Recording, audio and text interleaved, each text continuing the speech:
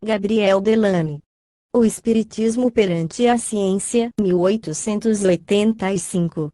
Quarta parte. Capítulo 4. Hipótese. Até aqui nos limitamos a estudar o perispírito no homem e durante a desencarnação.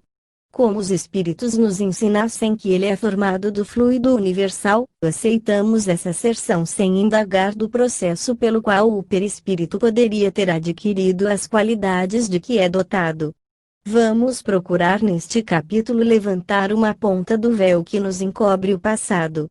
Para explicar o funcionamento do invólucro do espírito, fazemos a seguinte hipótese.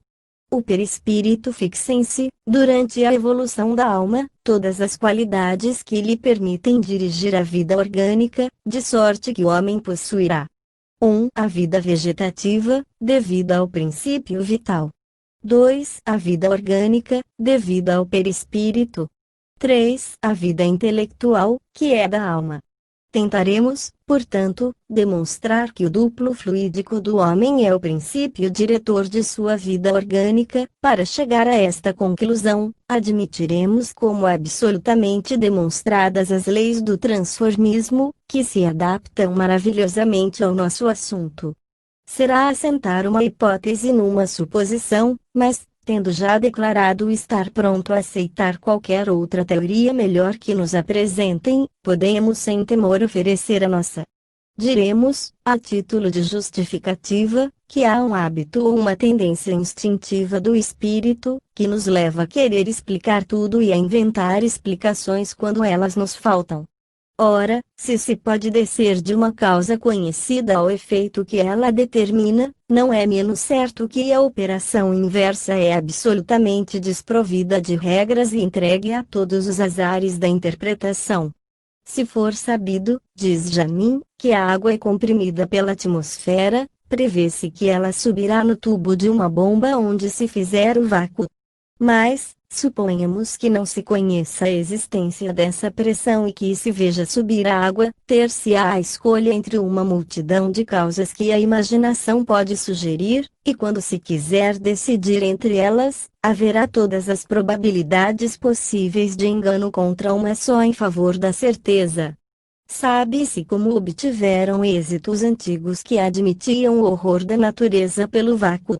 É a mesma necessidade que se quer satisfazer e a mesma operação que se faz quando se diz que a matéria se atrai, tudo se parece nas duas hipóteses, até a maneira de exprimi-las, e pode ser que o mesmo se dê na realidade das explicações. Que há uma força agente entre dois astros vizinhos, demonstra a mecânica rigorosamente, mas quando se diz que esta força é uma atração da matéria, faz-se uma suposição tão gratuita como a dos antigos quando diziam que é o horror do vazio a força que faz subir a água. Vê-se produzirem-se os fenômenos do calor, da eletricidade, do magnetismo e da luz e logo se inventam 4 fluidos para os explicar, e que são esses fluidos? São criações da imaginação perfeitamente escolhidas, aliás, para prestarem-se a todas as explicações, porque criando-as pela necessidade que delas se tem, pode-se lhes dar todas as propriedades que se quiser. E aí está em toda a sua beleza o nascimento de um sistema. Na maioria das vezes essas teorias só servem para encobrir a ignorância em que nos encontramos das verdadeiras causas e habituam o espírito a contentar-se, somente, com palavras. É raro que o progresso das ciências não acabe com esses brilhantes produtos da imaginação, tem-se feito muitas delas poucas restam, e quem pode prever a sorte das que aceitamos? Se bem que, para precaver-se delas, tomem os físicos modernos tanto cuidado quando punham os antigos em multiplicá-los, eles admitem, entretanto, ainda alguns sistemas, mas com uma condição que lhes dá verdadeira utilidade, a de que estejam contidas dentro de uma hipótese geral capaz de abraçar matematicamente todas as leis experimentais de uma ciência toda, e mesmo levar à descoberta de outras. Deste número é a nova teoria que se aceita em ótica. Logo que foi admitida ser a luz um movimento vibratório do éter, todas as leis experimentais tornaram-se consequências que se faz decorrerem da hipótese, e a ótica chegou pouco a pouco a esse estado de perfeição final em que a experiência não é mais que um auxiliar que verifica as previsões da teoria, em lugar de ser o único meio de procurar as leis. É por esses caracteres que se julgam hoje o sistema e é nestas condições que eles são aceitos.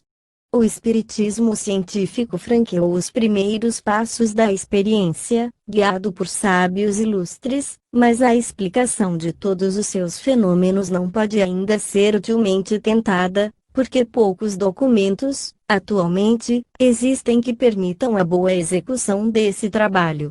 Apresentamos, portanto, um ensaio, sem a pretensão de verdade absoluta. Em filosofia existe, para explicar a vida no homem, a parte do materialismo, 3 sistemas diferentes. Primeiro, os vitalistas. Segundo, os organicistas. Terceiro, os animistas. Passemos rapidamente em revista estas diferentes escolas. Sabe-se, de modo geral, que corpo cresce, como os vegetais, sente-se move como animal, enfim, que tem uma existência superior, que reside na vida intelectual. É preciso, pois, que o sistema que explica o homem físico e moral abrace essas 3 ordens de fatos. Vamos verificar que são todos insuficientes, porque se limitam a encarar uma só face da questão, em lugar de vê-la no conjunto. Os vitalistas só querem reconhecer no homem uma força, o princípio vital, e acham que ele basta para explicar tudo. Eis no que se apoia sua convicção. Notam que existe entre os fenômenos da natureza inorgânica e os da matéria organizada uma diferença radical. Os corpos brutos obedecem a leis que nos foi dado conhecer e formular, de maneira que podemos, à vontade, fazer análise e a síntese de todas as substâncias. Mas, quando passamos dos corpos brutos à planta mais ínfima, mais rudimentar, impossível se nos torna reproduzi-la, quaisquer que sejam as condições em que operemos. Uma simples folha de árvore, que o vento destaca, é um mistério impenetrável quanto à sua produção.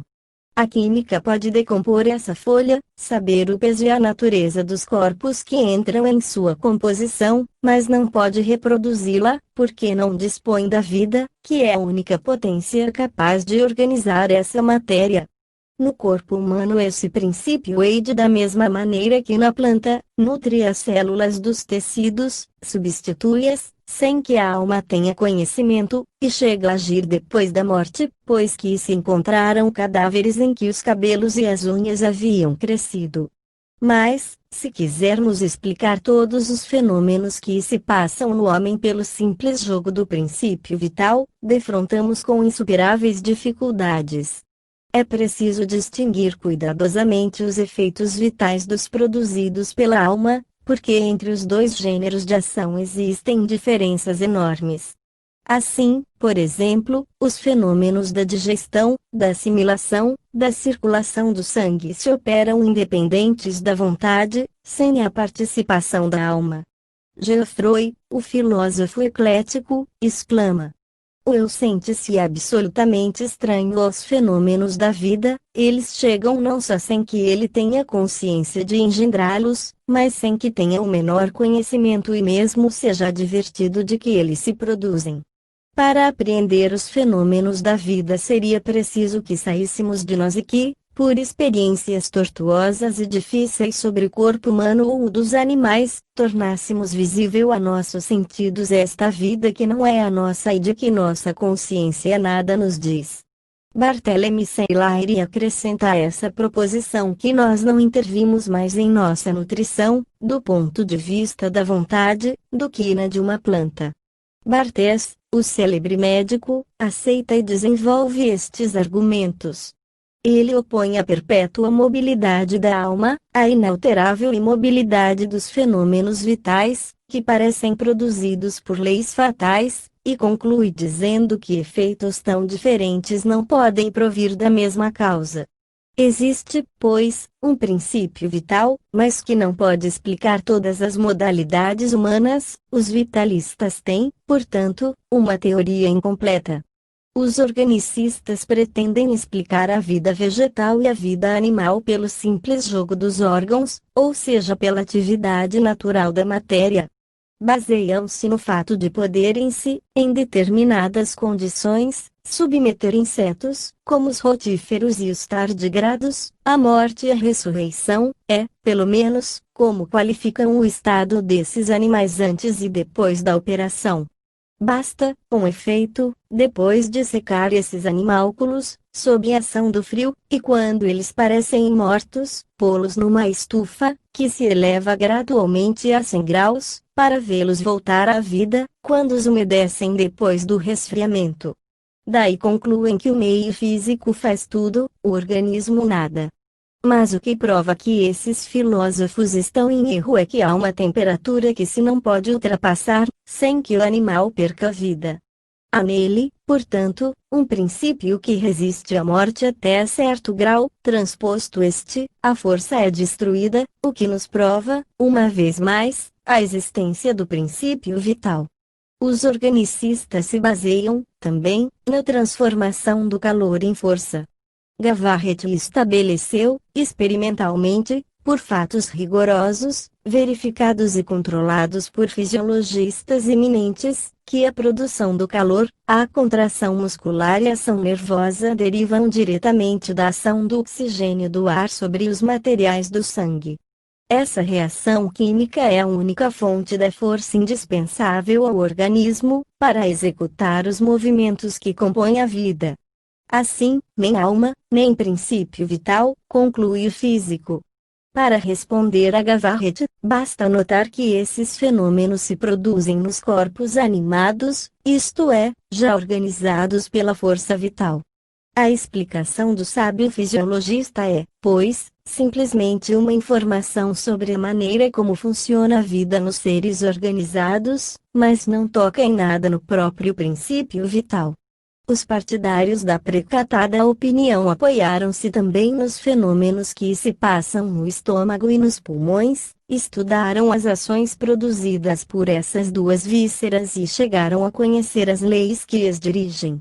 Concluíram que não há necessidade de outras forças, além das que entram em jogo, neste caso, para explicar a vida. Observaremos que a quimificação só se pode produzir, estando vivo o estômago, assim como o pulmão não respirará se o animal não estiver vivo, como fizeram ver Cuvier e Flourens. Muller, o fisiologista, constata que o gérmen é uma matéria sem forma, isto é, uma massa não organizada, que não apresenta qualquer espécie de órgão ou de rudimento de organização e, entretanto, vive. A força orgânica existe, pois, no gérmen, antes de todos os órgãos. Os animistas, enfim, esperam explicar tudo pela ação única, consciente ou inconsciente da alma. Podemos admitir que os fenômenos intelectuais são o produto direto da alma, mas as ações da vida orgânica devem ser atribuídas a outra causa, porque não se pode compreender que uma força imaterial exerça ação sobre a matéria do corpo. Cada escola se coloca, pois, em um ponto de vista exclusivo e não resolve, completamente, o problema. O Espiritismo, com as luzes que traz a tais questões controvertidas, pode servir de síntese a essas concepções diversas. Eis como, demonstrada, suficientemente, a existência do princípio vital, nós o aceitamos como causa da vida vegetativa. Resta compreender de que modo se exercem as ações automáticas que se passam no corpo humano. A noção do perispírito nos vai fazer perceber como o duplo fluídico pode ser considerado o regulador da vida orgânica, o que, até certo ponto, dá razão aos organicistas. Enfim, os animistas podem aliar-se conosco, dada a maneira pela qual explicamos a ação da alma sobre o corpo. O que nos falta dizer é como o perispírito pode ter adquirido todas as qualidades necessárias ao funcionamento de uma maravilha como é o corpo humano.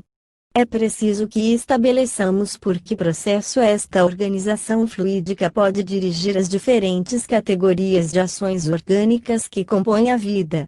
Segundo acreditamos, quanto mais o espírito se eleva, mais se lhe depura o invólucro. Podemos, pois, dizer, olhando para o passado, que, quanto mais grosseiro é o invólucro, menos adiantado é o espírito, donde a conclusão de que a alma humana, antes de animar um organismo tão perfeito como o corpo humano, teve que passar pela fieira animal. Não pretendemos que o princípio inteligente tenha sido obrigado a atravessar a fase vegetal, porque nas plantas não encontramos sinal algum de sensibilidade bem nitidamente acusada. Os movimentos de certas dioneias, como a mimosa pudica, vulgarmente chamada sensitiva, não bastam para estabelecer esta propriedade nas raças vegetais. Tomaremos, pois, como ponto de partida das evoluções do princípio inteligente os mais rudimentares animais. Sabemos, pelo estudo da geologia, que o princípio vital nem sempre existiu sobre a Terra.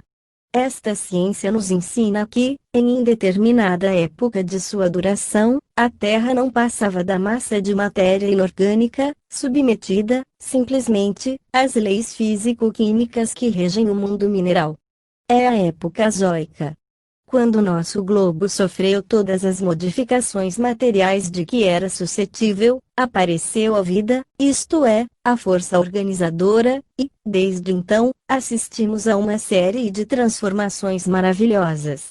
Os organismos procedem uns dos outros, indo do simples ao composto. Desde a matéria do protoplasma até as formas mais elevadas, há uma escala de seres não interrompida, uma série de anéis que ligam a mais ínfima criatura ao homem, suprema expressão dos tipos que se têm sucedido na Terra. Esta longa elaboração reclamou milhares de séculos e, à medida que o mundo envelhecia, tornava-se cada vez mais apto a receber seres mais perfeitos.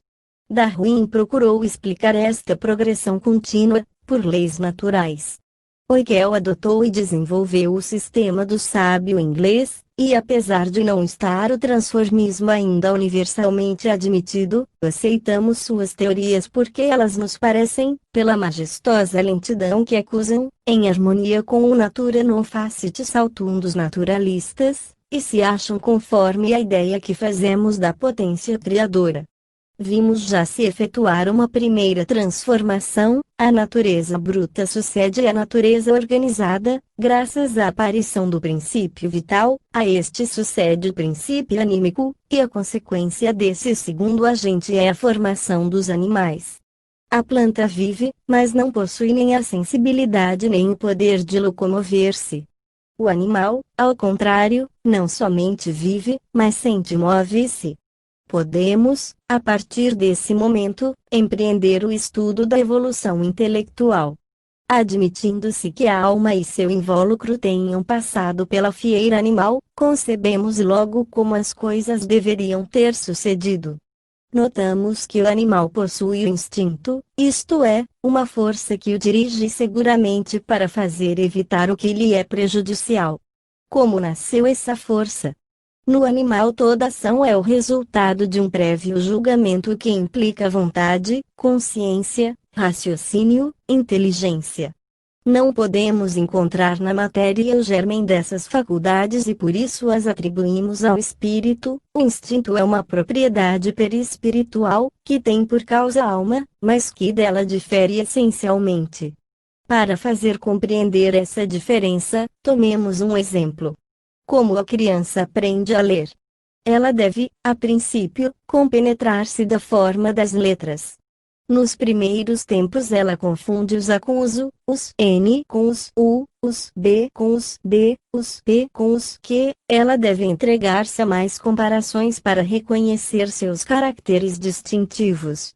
Cada vez que ela afirma um juízo, que ela diz que um é um A, que um é um U, ela deve arrazoar consigo mesma o porquê desse juízo. Mas pelo exercício, esse juízo se torna cada vez mais rápido, de modo que, dado esse primeiro passo, pode proceder-se com ela ao estudo das sílabas. É preciso que ela aprenda agora a distinguir N-A de A-N, O-V de V-O, isto é de E-I, novas comparações, novos juízos, novos exercícios, depois essas dificuldades são vencidas, por sua vez. Aborda-se, então, o conhecimento das palavras, depois o das frases.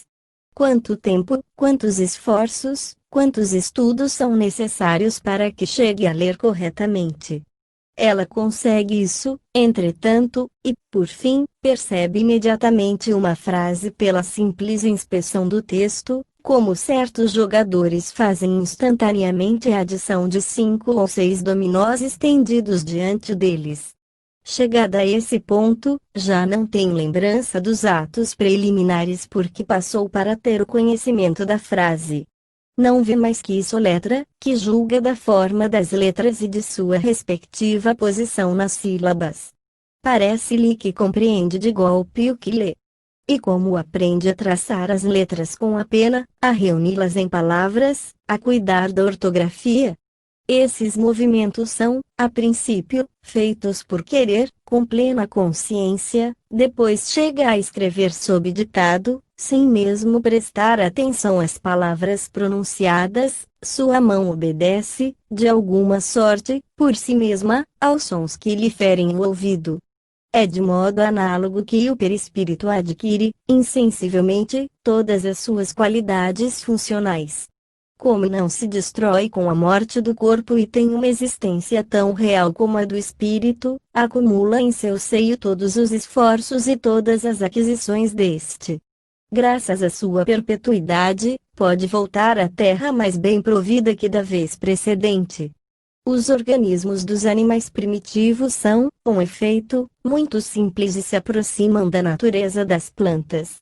O princípio anímico tem poucas funções a preencher, habitua-se à vida ativa, mas não fica inerte, porque, desde os primeiros passos na vida animal, o germe inteligente tem sensações.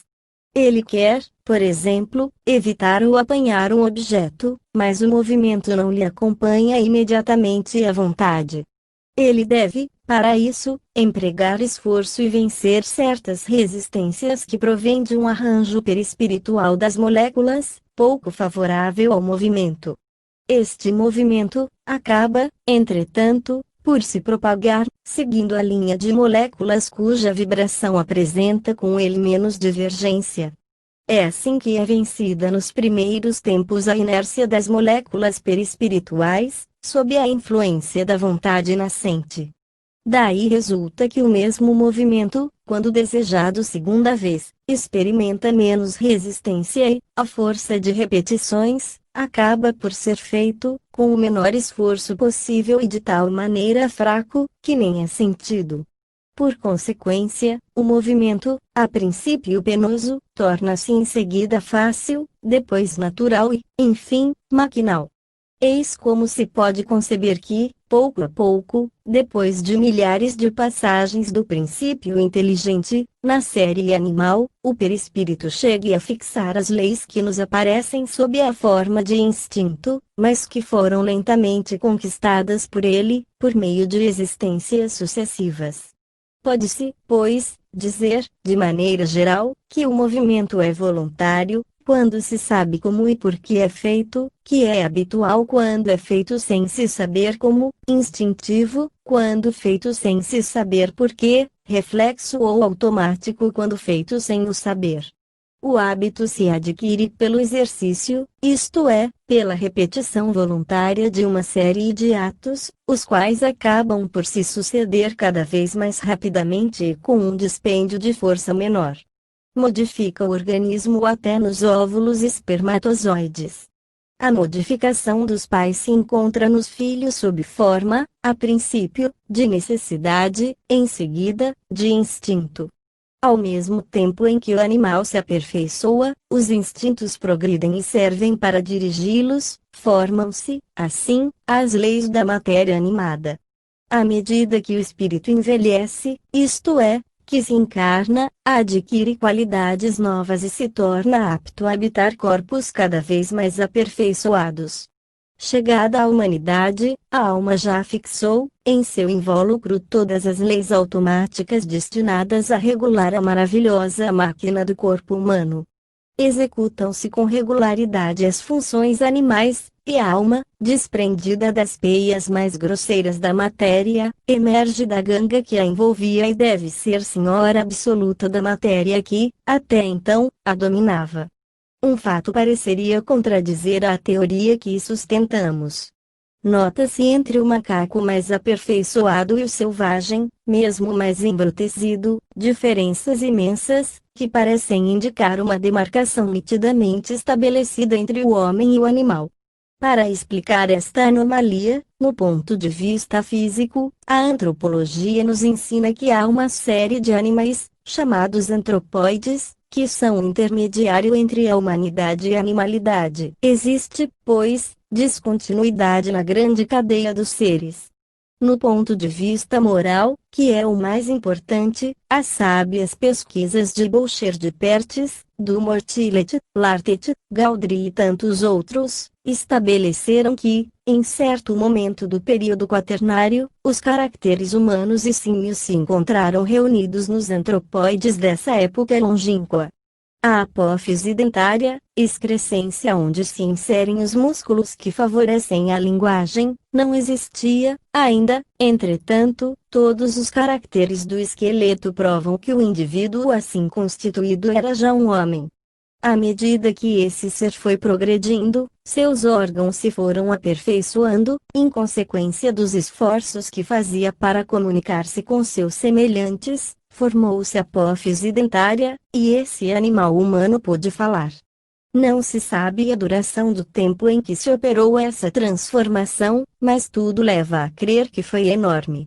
O homem não falante é o que se encontra no grau superior terciário, e apesar das vivas discussões que levantou a qualificação de homem, que lhe foi dada, pode ser ele, em todo caso, considerado como um precursor, pois que talhava pedras para seu uso.